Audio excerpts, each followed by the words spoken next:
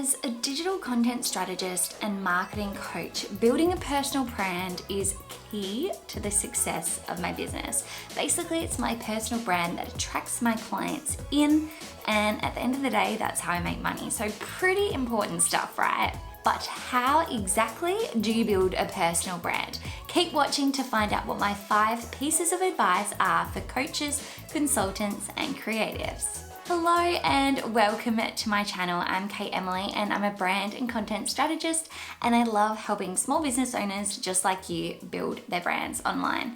So this video is jam-packed with 5 pieces of advice for building a personal brand. So this is super important if you're in the field of coaching, you're a consultant, you're a freelancer, you're a photographer, you're a creative, anything in that sort of service-based space, this is for you. But before we get into things, if you are new here, please consider subscribing because I release new videos every Tuesday featuring tutorials, tips, mindset hacks, all the good stuff for building a brand online. So let's get into these 5 pieces of advice. So number 1 is, where are you showing up? So you need to get crystal clear on where it is you want to be seen, where you're going to be creating this content that's creating a brand about you. So are you going to be on Facebook? Are you going to be on Instagram? Are you going to be on YouTube, podcast, maybe creating a Facebook group or something else? Where is it that you're going to be creating all this content for? And choose just one platform, because especially when you're starting out, it's really hard to manage all the platforms. It's better to stay super consistent on one and then maybe have another one as sort of a supporting channel, a supporting platform, but then have that focus on that primary platform. So that one platform that you choose. So for my personal brand, I've chosen YouTube as my primary platform. So this is where I create my unique content. These are my big pieces of content, my tips, my strategies, all that sort of fun stuff. And then I repurpose some of it for my Instagram account. And then I repurpose it again on my blog, on my website, and repurpose it again in my email newsletters. So YouTube is my primary platform, but then I have a few other platforms where I just repurpose that content and get it out to more people in just a slightly different way.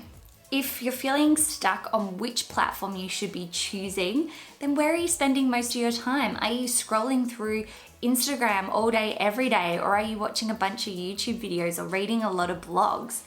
Also, make sure you play to your strengths, because if you hate being on camera, don't choose YouTube. If you hate writing, don't choose a blog. But if you need some more help on how to create the pillar content, then go and watch my video 10 pillar content ideas, because that one's going to help you out so much.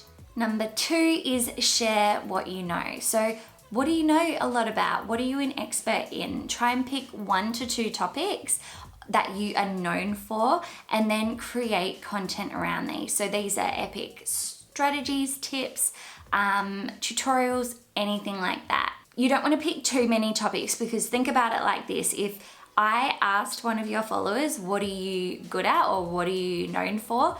You want them to be able to answer, and if you've got a million different things you're creating content for, they're not going to be able to actually identify exactly what it is you're known for. So choosing 1 or 2 things that you are really super passionate about, that you know a lot about, share that stuff. But if you're wanting to share content on how to do social media, or you're wanting to show recipes for how to eat vegan or something like that, and you're just starting out, so you're in the beginning of the process, you're by no means an expert, that's totally fine too. Just share your journey along the way, because people love that stuff as well. They love to see how you've tried and tested something and how it's worked.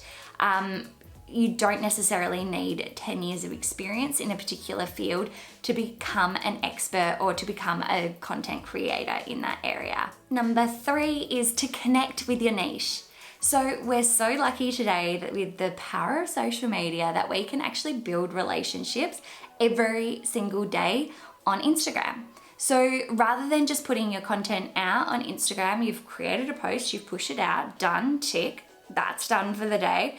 You need to start engaging with people that are following you or people that are following other businesses' accounts and start commenting on their stuff and creating that conversation. You can do the same sort of thing on YouTube by commenting on similar videos and answering people's questions if they've gone unanswered, especially if it's on a big account where not all the questions get answered. You could be providing that extra little bit of value, and you never know, they might come over and watch a video or two of yours and subscribe. But this isn't an opportunity for you to just spam and promote your content on other people's platforms. That's a no-go at all, but you can still answer people's questions in a way that shows that you're the expert, and hopefully they will then click through to any links or bios and look at what you're up to and give you a follow. Number 4 is to create brand guidelines. So just like a soap brand or a burger brand or an insurance brand, you need to create brand guidelines for your personal brand, because this will create consistency around the way you talk, what you talk about, and it builds this bigger picture of who you are without having conflicting messages coming in throughout your content creation process. So what's your tone of voice? What's your font? What's your color scheme? What are the types of pictures you take photos of? What are the things that make up your personal brand, both aesthetically, but also in the way of, what you talk about? This should be relatively easy because your personal brand should be a reflection of you, but it's easy to get swept up in this whole ideal of creating a personal brand that you think your audience wants. Maybe take a moment or two to jot down all the things that make you unique and write down the things that you want to share with your audience. And on that note, write down the things that you don't want to share with your audience. Are you a health nut or a foodie or someone that loves dogs or someone that's super political or someone that's just really supportive and caring?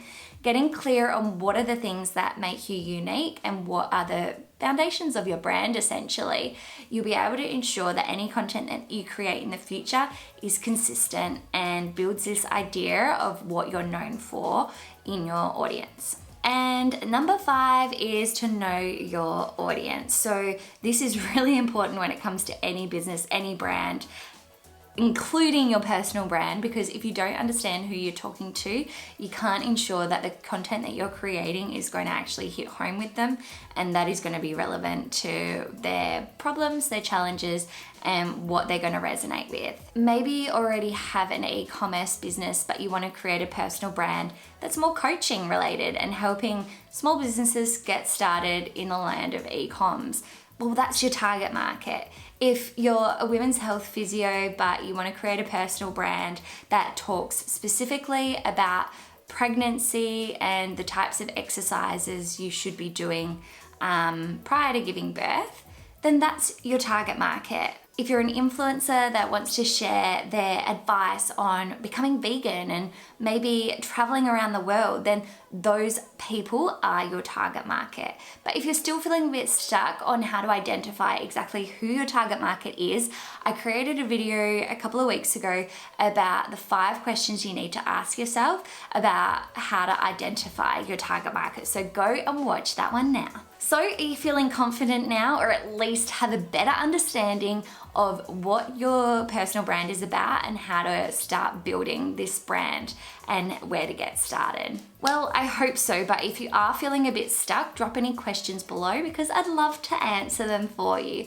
So that's it for me for today. I hope you love this video, and if you did, give it a thumbs up, and please consider subscribing if you're new here. I'll be back here next Tuesday with another video I know you're gonna love. So until next time, bye for now.